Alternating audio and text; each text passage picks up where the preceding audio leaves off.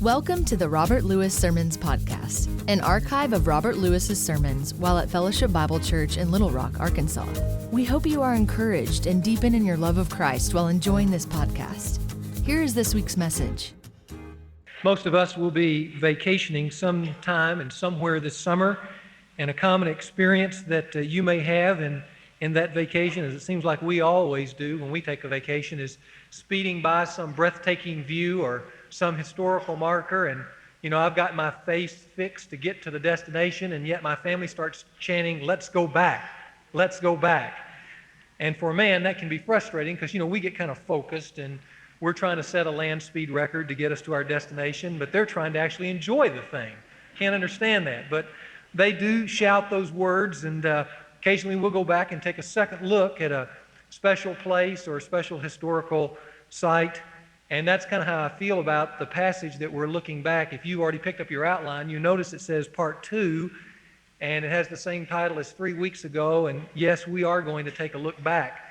We've already plowed ahead into Ephesians 4, and we're well on our way in that particular chapter. But, the events and the statements and the truth that's in chapter 3 is so significant and so important to understanding the overall tenor of this letter that I think it's important that we go back and take a second look at it, and that's what we're going to be doing this morning.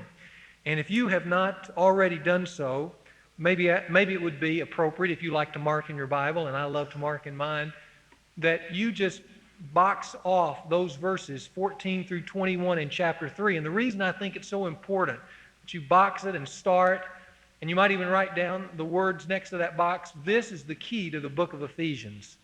Because this little section that is so easy to pass by is in fact the key to this book. All the potential that Christ has made available to us that we've talked about in chapters 1, 2, and 3, and then all the particulars that he'll go on, Paul will go on and tell us about in chapters 4, 5, and 6, hinge on this prayer being answered in your life and in mine.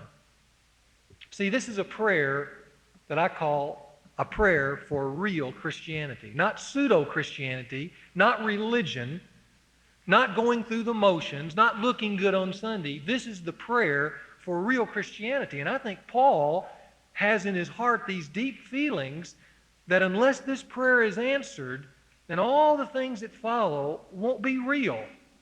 They'll be pseudo. And God save us from any more pseudos in our world, especially in the church. So he's praying that these people can move to a place where they're empowered from the inside out. Really, that's the kind of Christian he's looking for here. Not the outside-in Christian, but the inside-out Christian, the one who's empowered from within, the one who's moved from within, the one who has a lot of want to in his life. Not rules, not regulations, just want to. Rather than the person who's kind of outwardly constrained by his religion and gives kind of a token attendance and feels that Christianity is a lot of have-tos. And he's not really sure he wants to do those things. That's the difference. And it all turns on this prayer. From the potentials, blessed with every spiritual blessing, that's a potential. Sealed with the Holy Spirit, that's great, but that's the potential. Made alive in Christ, given access to the throne of God, those are all potentials. To the particulars in 4, 5, and 6, where he starts talking, as Bill did last week, about making use of your gift, speaking the truth in love. See, that's a particular. That's an outworking of something. Of being kind to one another. It's easy to say. It's not necessarily easy to do. Forgiving one another. Being tender-hearted. Then he talks about, how we're to be wise in our decision-making because the days in which we live are foolish. Being wise is a particular of outworking of this life within. Living our marriage relationship in a certain particular style, and yes, the Bible teaches a specific particular style of marriage. Going on and engaging in spiritual warfare, that's chapter 6, and it talks about how to do that. Those are all particulars. But going from potentials to particulars centers on a prayer. To me, this is the prayer of the New Testament. There's some that are a little more grand. There's some that are a little more sophisticated. But there are none that is more real than this prayer. This is the prayer for real Christianity. Is that what you have? Is that what you embrace this morning? Is that what you can say that you hold on to this morning is the real Christianity of the New Testament? Is that yours? Or is there something less than that? See, that's what makes this prayer so relevant, because I think if the Apostle Paul lived in our day right now, the prayer that he would pray for this particular church in this particular generation would be this prayer for us. Because this is the difference between real and pseudo. Now, it's not a difficult prayer to understand, really. We'll walk through it. It's not necessarily a very sophisticated prayer. It's, like I said, it's pretty simple and straightforward. It's not a theologian's prayer with a lot of omniscience and omnipotence and holy others around it. Though Paul was a great theologian, probably the best theologian of all time, it's pretty much like a child's prayer. It's just passionate. It's loving. It's straightforward. It doesn't have much pretension to it. And that's what I like about children's prayers. If you've been at a table with a child and asked them to pray, some of the things that come out of their mouth are just so simple, so straightforward. Recently, the 25th edition of Children's Letters to God came out that kind of illustrate this. And I want to read you some of the letters, the prayers that children write to God. Jane writes, "Dear God, in Sunday school they told us what you do. Who does it when you're on vacation?" It's a good question. Anita writes, "Dear God, is it true my father won't go to heaven if he uses his bowling words in the house?" Donnie says, "Dear God, is Reverend Coe a friend of yours, or do you just know him through business?"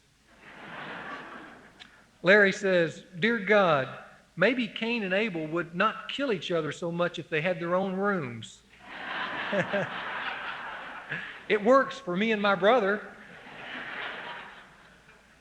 Eugene says, "Dear God, I didn't think orange went with purple until I saw the sunset you made on Tuesday. It was cool." That's good, isn't it? And then finally Donna says, "Dear God, we read that Thomas Edison made light, but in Sunday school they said you did. So I bet he stole your idea."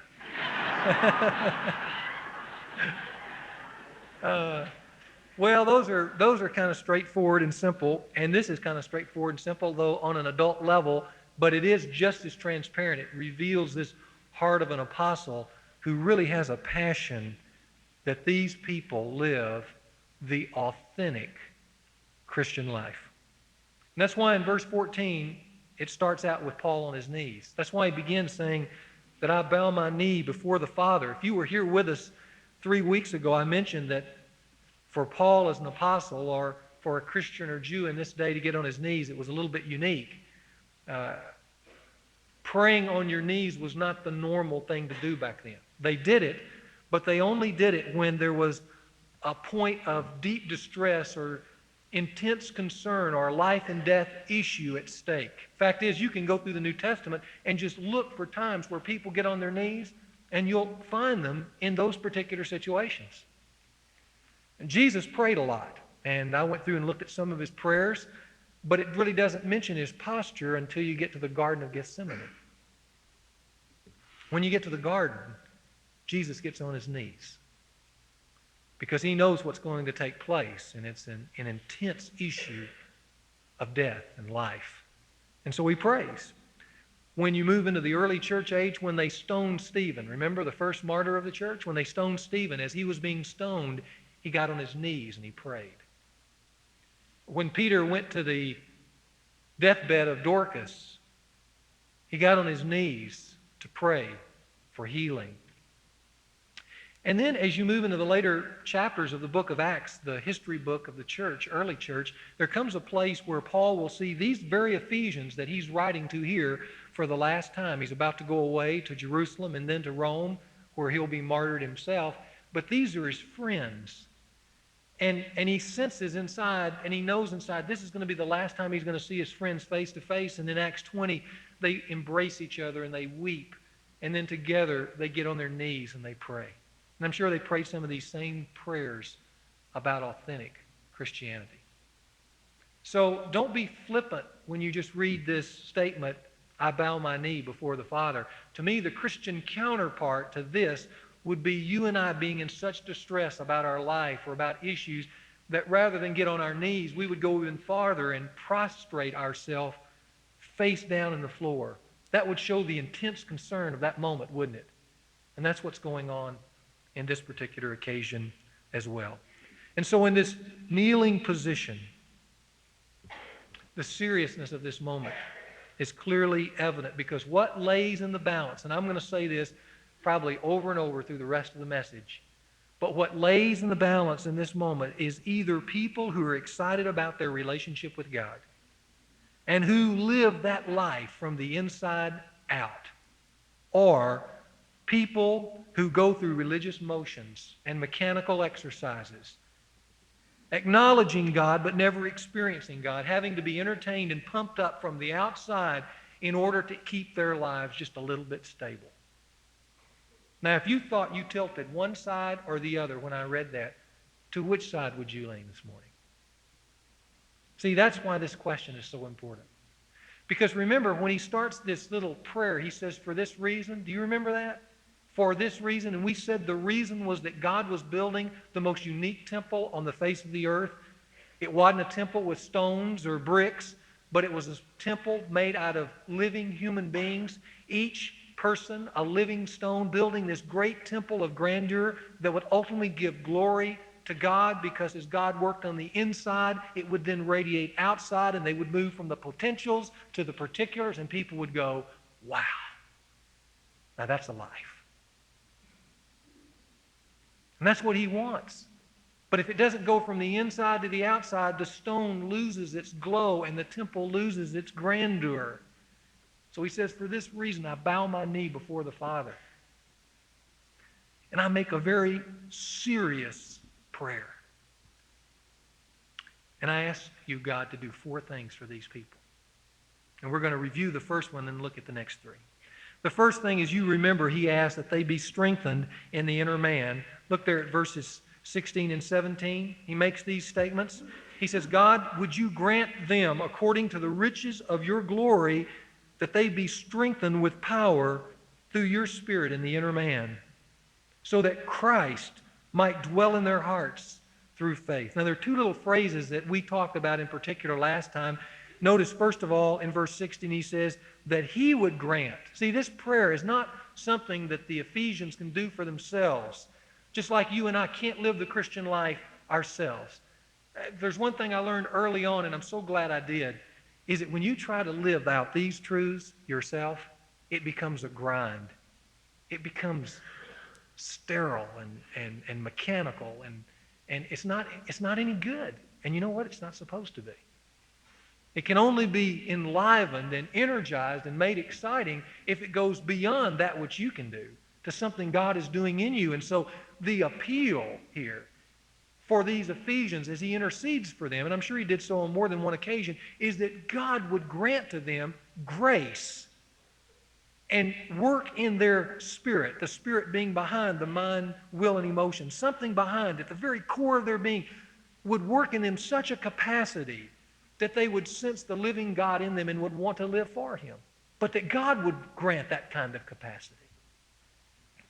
And then if you notice, he goes on and he says in verse 17, so that, do you see that? That little word, so that, means so that this would result.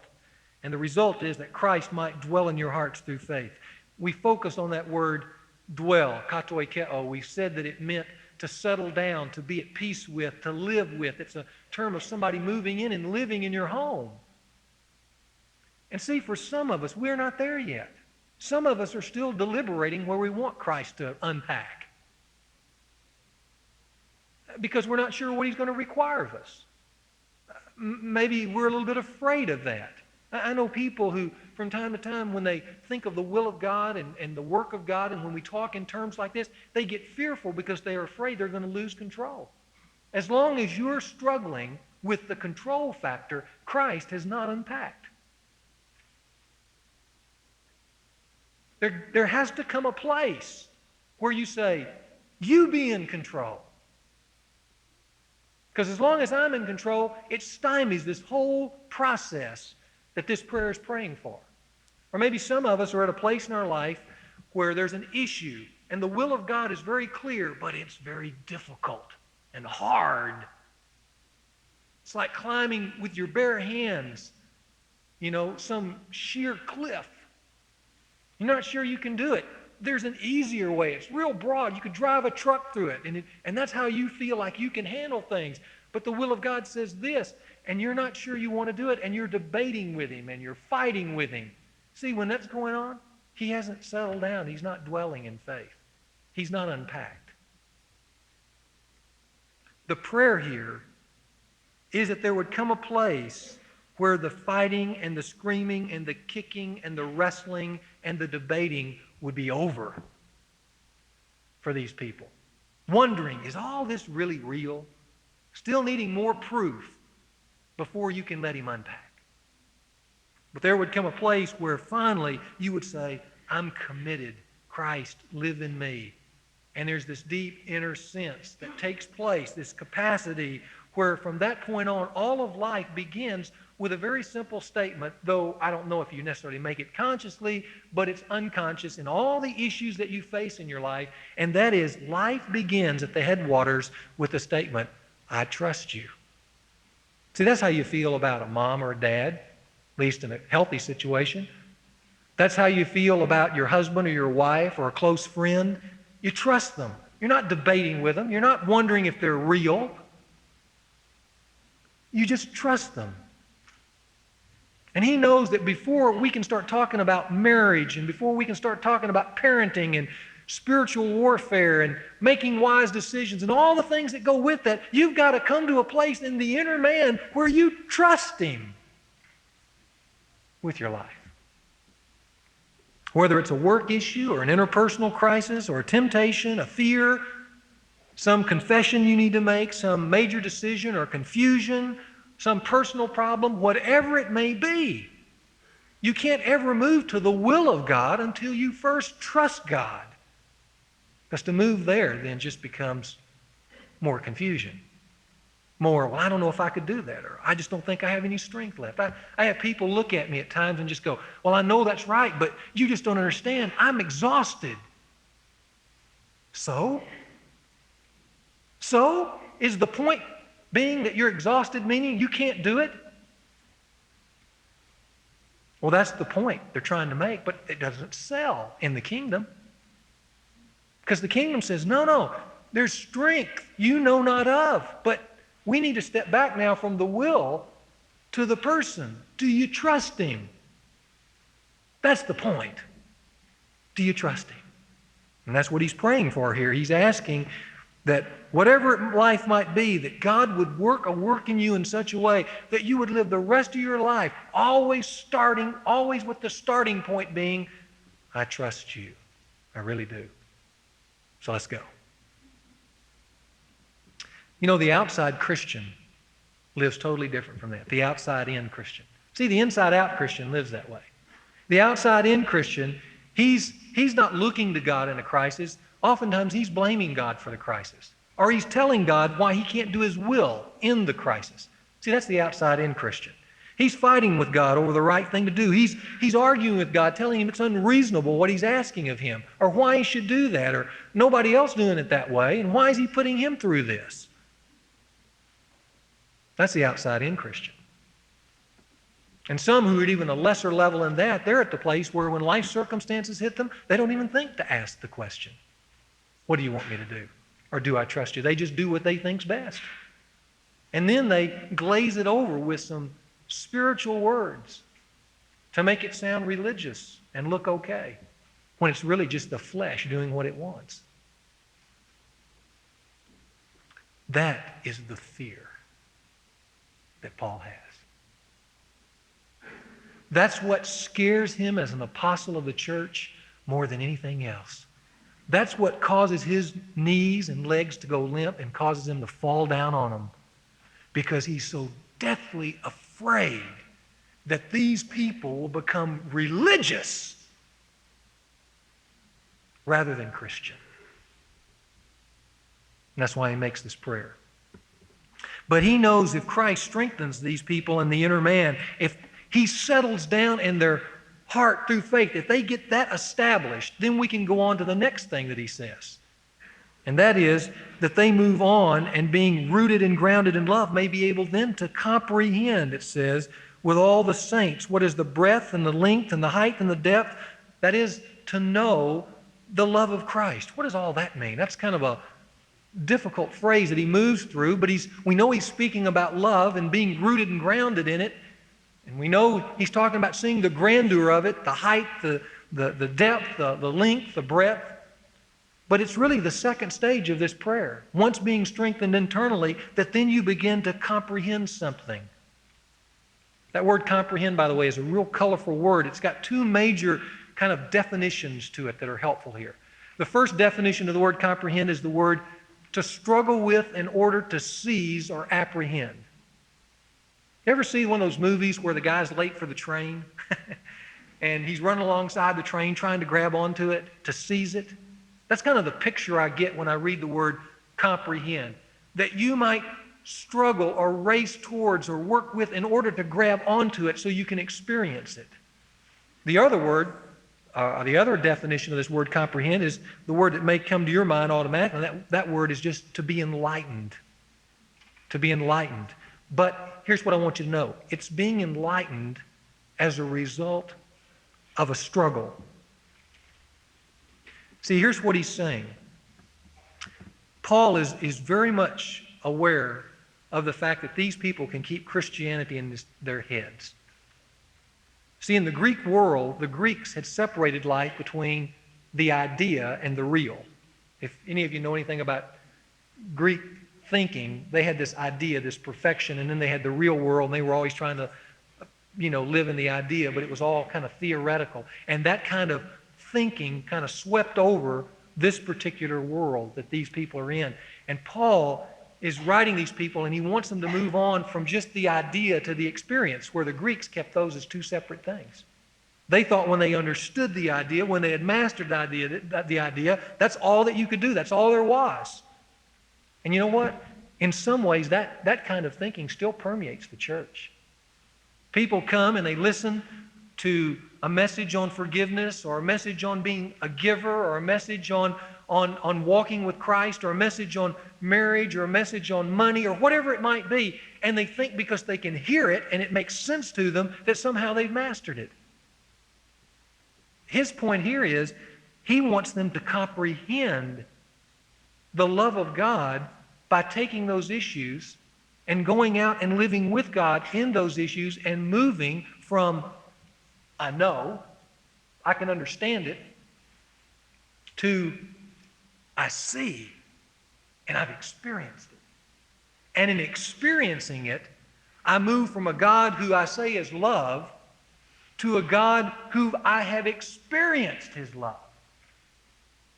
Does that make sense? Does everybody? Am I being clear, or am I just talking to myself at this point? Okay. I think that's so important. You see, that's what he's saying here. He's saying moving from a place that now that Christ has settled down in your heart through faith, and you can be rooted and grounded in love, and you can experience all these dimensions, these incredible dimensions of how much God really loves you, not theoretically. Man, not theoretically. Experientially. If Christianity is not an experience, you don't know Christianity. You've missed it. It's a head trip. But it's practically meaningless. See, we want to go from I know to I see. That's why when Paul makes some of his other prayers, and you can look at them in Colossians and Philippians and other things, he makes this prayer to the Colossians when they became Christians, and he says, since the day you've become a Christian, I pray that you might be filled with the knowledge of his will. That's I know. And then he says, and with all spiritual wisdom and insight. That's I see. Because then when you go from I know to I see, you're entering into the love of God for you. Because he really does love you. But he doesn't love you as a distant parent. He loves you as a person who wants your life to be abundant and full and meaningful and free. That's exciting to me. See, that's moving from the excited Christian life, and looking back on that which is just dead religion and saying, I never want to go back to that again. Well, God is honoring that, and it's moving from a theoretical to a known, and I can look back over my life, and there's these points, they're like dots on my kind of life story where the love of Christ and the height of it and the depth of it has come crashing in, and I've just been amazed. Remember a number of years ago, really it's when I graduated from college, that I made the decision not to be a banker but to go into the ministry. And I'd just gotten married, and I had never been outside of Louisiana and Arkansas in my whole life.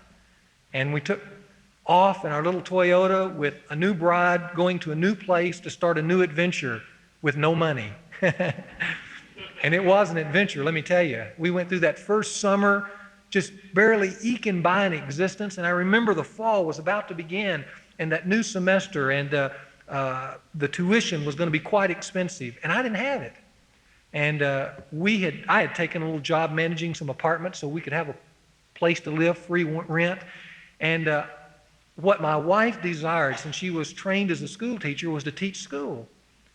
But all summer she had been rebuffed in that pursuit. In fact, she had gone down to the Oregon Public Schools to look for a job maybe in a little rural community, and was told, hey, we have a 2-year waiting list. You don't even need to fill out an application. There's no way. And so she finally got a job, and if you know Sherrod, my sweet little quiet wife, she got a job as a bill collector for a veterinarian.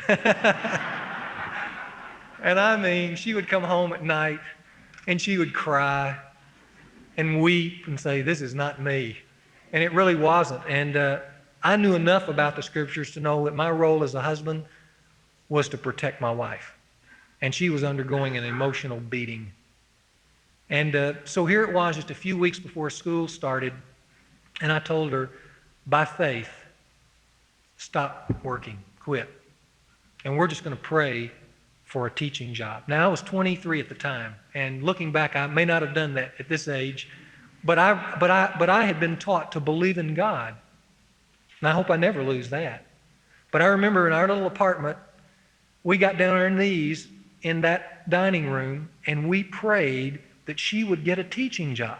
I didn't know how. I just prayed that prayer, and I said, Lord, I don't know what to do, but I'm not going to let her go out and take this beating anymore. And if necessary, I won't go to school, I'll work. But I'm going to trust you for a job. And about 2 days later, I was out watering the plants around the apartment, and the owner's wife, who I'd never seen, came driving up, and she introduced herself to me, and we got into a very pleasant conversation, and then she asked me what I was doing, and I told her I was going to seminary, and she was intrigued with that. She wasn't a Christian, but she said, well, how are you going to make it through school and all that? You're not earning any money here other than the place to stay. And I said, well, my wife had been working, but, we'd like her to teach school, but gosh, we've gone down with the Oregon Public Schools, and we can't even fill out an application. And she said, maybe I can help you. And I said, really? She said, yeah. She said, I'm the head of the PTA at Fabian School there in Portland. And I mean, maybe I can put in a good word. She said, what does your wife teach? And I said, well, she teaches special education, the mentally retarded. And she said, wow, that's interesting. She said, the principal of Fabian is the head of all special education in Portland. I said, really? And I started getting my hopes up a little bit. She said, yeah, I'll talk to him. Well, she went down and talked to him, and that was like Wednesday and Monday, my wife started teaching school in Portland. Now let me tell you, I caught a glimpse, not of God theoretical. I caught a glimpse of how high he is, how deep he is, how wide, how broad. The love of God for me. See, that's what makes me just get chills. It was the love of God for me being expressed in real life. Not coming here and singing about God doing this and then going back and churning it out every day, and I'm going to step on that guy and get up on him. I'm going to make it work. I'll kill him if I have to. And that's how we live. But there's another way to live. Not from the outside in, from the inside out. And over again through my life, sometimes not as dramatic as this, but sometimes just as important, the love of Christ for me. Now see, I can understand some of that mentally, but if you'll notice in the next thing, it goes beyond just mental. It goes kind of almost existential. Now, that's a big word, but let me tell you what it means here. If you'll look, notice in verse 19 it says, to know the love of Christ which surpasses knowledge. Do you see a contradiction there? Or do you see something that doesn't make sense? To know the love of Christ which surpasses knowledge. That doesn't make sense in one sense, does it? To know the unknowable? That's what he's saying. To comprehend the incomprehensible? How can you do that? Well, the only way I know to do it, and that's what theologians used to call existential experience, is to know that emotionally. To feel it, even when I cannot describe it in a mental way that I could box it up, and put a bow around it. Maybe the best way to get us in touch with it a little bit is to think about children and their mother. You see a child come running to mom, and Mason's first word in the morning at our house is, "Where's mama?" He's looking for mama, wants to go hug mama. And he senses this incredible emotion and love and commitment and sacrificial attitude from mom to him. But if I said, "Well, Mason, why don't you explain that to me?" He'd go, "Huh?" He couldn't say anything. He wouldn't know how to explain that to me. He wouldn't know how to categorize it and list it and put it in principle form. And yet, he does know it, doesn't he? He does know it. He knows the unknowable. He knows this sense of love. He's experienced it, even when he can't explain it. See, that's why at times, when we're sitting here in the auditorium and we're singing, and a line will come up on the screen here, and we're all singing lustily, and when that line hits, there's experiences that I remember about my relationship with God from the past, and suddenly these tears come to my eyes because I remember these feelings of how much God really does love me. I feel that. Now, I can't tell you, but it's just kind of like it goes beyond thought in that God really is in control. He is ordering things. There hasn't been any mistakes per se in my life. There's been sin, but no real mistakes because He even has the ability to knit those into something positive.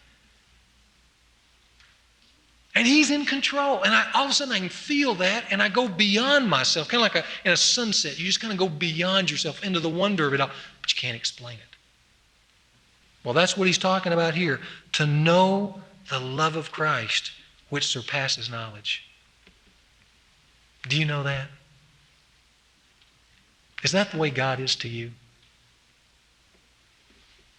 I mean, there have been times where you've been singing or whatever and you filled up with tears because you just know He loves you.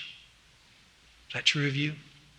You know He's cared for you. In fact, you can look back with what you can comprehend and you can remember, like I just recited a moment ago, points along the way where His love was even identifiable and you could box it up. You know that?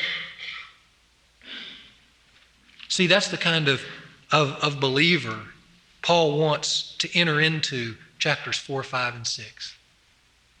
That's the kind of believer who's going to make a difference in the world. That's the kind of believer who's going to be a stone that's going like this, just glowing to the world. Not because there aren't scars, not because there aren't disappointments, not because there aren't heartaches, and not because they've done everything they wanted to do. But they know within all of that, God is at work and He does love them. In fact, as you could kind of summarize this whole passage from 14 through 19 this way, it starts with a work on the inside, doesn't it? Christ in you, the hope of glory, Colossians says, in this Christ in you, strengthening the inner man to a place where at the start of all of life, every day is, I trust you. But then it goes from the inside to the outside with specific events. And it goes with not, I trust you, but I am trusting you. And I'm seeing results as I trust you. It's God on the outside. And he's being identified by the things he's doing and moving in my life. And I can see him answering prayers at times. And I can see him bringing things into my life, and I know why. I can comprehend that. It makes sense to me. I've seized it because I put him to the test and he's proven himself to be true. But then we go from God working on the outside back to the next level where the incomprehensible comes back on the inside, where I know the unknowable. And I really understand how big God is. And he sums it all up with that last phrase in verse 19, that you might be filled up to all the fullness of God. So that summarizes it all. A full Christian. Okay, now let's go into 4, 5, and 6. See, that's what he's saying. The full Christian. Because when we get in here and you get into a tough decision, because you trust God, you're going to look to his word and look to his spirit, and you're going to see results, and you'll be filled with even greater wonder of his love. When it gets tough in the marriage and you want to escape, no, you'll trust him, even in the pain. And you'll go ahead and seize and comprehend his will, even though it hurts. But you trust him, and then it works. And you see the love of God again, and he gets even bigger. That's what this passage is telling us. It's an incredible passage of a relationship with God, which is what Paul hungers for these Ephesians to achieve. Not just grinding out rules and regulations. Far be it that he'd ever want that for anyone. Well, let's conclude. Look at verses 20 and 21, because he moves now from this petition to really a praise of possibilities. These possibilities hadn't come true yet. In one sense, he's looking forward to these, but he just makes these two statements. He says, now to him who is able to do exceeding abundantly beyond all that we ask or think, according to the power that works within us. You see, that's praise for the possibility of remarkable things. Not necessarily that it's come about, but he's praying that because if you walk with God the way I've just described, he will always take you beyond your capacity. Did you know that? He won't let you do what is just within your capacity, because that would be small. He wants to do beyond that which you can think or ask. He wants it to be a big experience. And he's going to stretch you beyond your capacity. And sometimes, to step into those, it's going to hurt. Remember, comprehend, seize, it's going to hurt. But he wants you to go way beyond yourself. Because if you live only within yourself, what good is that? That's humanism. We're talking about Christianity. To go beyond what we could ask or think. And notice it's according to the power, and that brings us full circle to the power that works within us. Where? In that inner man. Now, look at the little words, exceeding abundantly. In Greek, that's just one word. And it can be translated this way, extraordinary. You see, he says, to be able to do extraordinary. Another way of saying it is something not encountered ordinarily. Gosh, if I just go through my life and it's just cause and effect, that's a naturalistic life. He's talking about something extraordinary. In Bible study methods, for some of you who've been through Bible study methods, when you come across a word like that, one of the best ways to get a hold of that word is to imagine something that relates to it. Some of you men who've been in the men's fraternity, if you'll remember, we were looking at Hebrews passage. It says, that we need to pay attention to the word lest we drift away from it. And I gave that illustration that day about, drifting away, kind of imagining what drifting away would feel like. And we used the illustration of being at the beach when you're in the water and the undertow starts pulling and you're not looking back at your reference point, and all of a sudden you look up and you're hundreds of yards down the beach. And all of a sudden you can feel that being pulled away subtly, silently. When I came upon the word exceeding abundantly, and I said, what's something that can really help me get in touch? Just with my imagination about what that word means. You know what came to my mind? Fellowship Bible Church. Really, Fellowship Bible Church, it did. I started thinking back over the years, and I started thinking about, because this book says so much about unity. And I started thinking, for 13 years, we've done something not in ourselves, but in Him who is in us, that sometimes people look at and they go, I don't believe that. I mean, I had one guy tell me, I don't believe it. And that is, for 13 years, we've had a group of men, not always the same group of men because it's changed over the years, but for 13 years, we've had a group of men lead this church in which every decision we have made about directing this church, every man had to agree to. Every man had to agree to it. All these different personalities and different backgrounds, but when an issue came up and we debated it and talked about it from our different sides and sought the Lord's help, we came to a conclusion where we said, we're all there. 13 years we've done that. And I told one guy that in another church. He said, I don't believe you. He did. He said, I just can't believe that. We can't agree on anything. And then I started thinking about just numbers. I remember when I got here in the church in 1980 and we had 300 or 400 people. And everybody was already with their mouths open because the original idea for this church, what we could think and ask for, was maybe 200 or 300 people. And we thought, gosh, in 20 years, there's 300 people here. Man, what a church. And I've been through several church, startups where we've sent people out just trying to, cap the numbers a little bit. Every time we send them out, another group is there. We just keep growing. It's beyond anything we have ever thought about. I mean, some of you may think, boy, those guys are pretty sharp up there leading. We don't know anything. Bill and I look at each other from time to time, and we recall the days when we described ourselves as three good old boys in the back of the pickup, and we'd like to think ourselves better than that now. The reality is that we're still just three good old boys in the back of the pickup, riding this missile.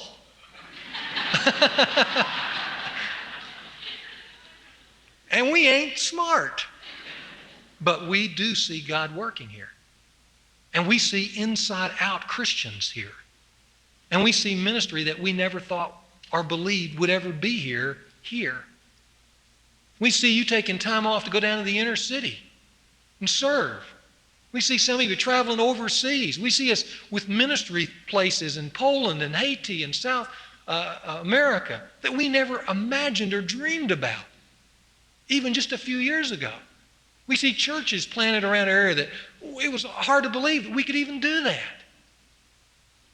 We see people serving one another and doing things and taking time to give themselves to one another in ways that, it's hard to imagine. But who gets the credit for that? Us? Does it sound like bragging? Hey, I'm not bragging. I'm glorying in what? Well, in verse 21. See, to him who is able to do exceeding abundantly, far beyond what we could ever dream up, to him, it says, be the glory in the church for all generations. For us, it's this generation. That's who I'm giving glory to. That's who I'm amazed at, that he could do that.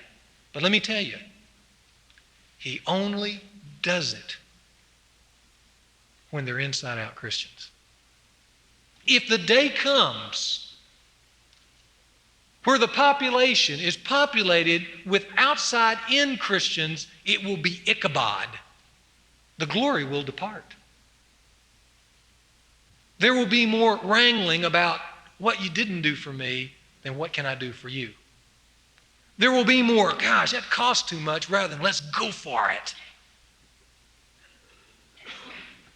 There will be more, kind of take care of me, rather than let me disciple you. And that will be the death of the church. But see, I sense in my spirit that, as big as things have gotten and as exciting as things have been, we're just on the fringe. But it takes the inside-out Christian to take the next step. This morning I would like to conclude this particular passage of Scripture with a focus, with taking this focus into communion. And we're going to celebrate in the last few moments here of this hour communion together and some singing.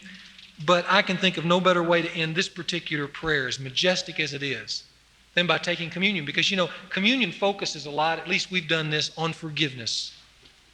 And we'll sing about forgiveness in the next few moments. But you know what else I'd like you to be thinking about? I would like you to be thinking as much about the life of Christ in you as the death of Christ for you. You see, when we accepted Christ, we didn't just accept his death. We received his life in the inner man who wants to get out in those particulars. And I like the fact that we take that cup and that bread, and what do we do with it? We drink it and we eat it. And where does it go? It goes inside. Because that's what Jesus Christ wants all along. He wants to be inside, living his life to the outside.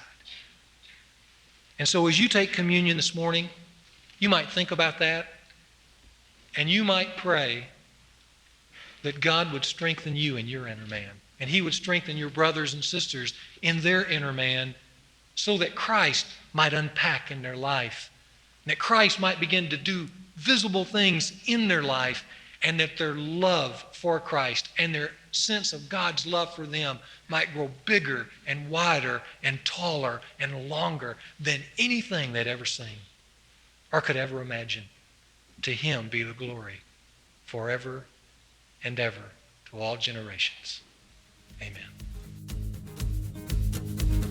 Thank you for listening to the Dr. Robert Lewis Sermon Podcast. If you were encouraged by this message, please rate and review this podcast.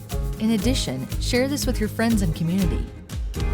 This podcast was produced by the team at Sound of a Rose. You can learn more about the team at soundofarose.com.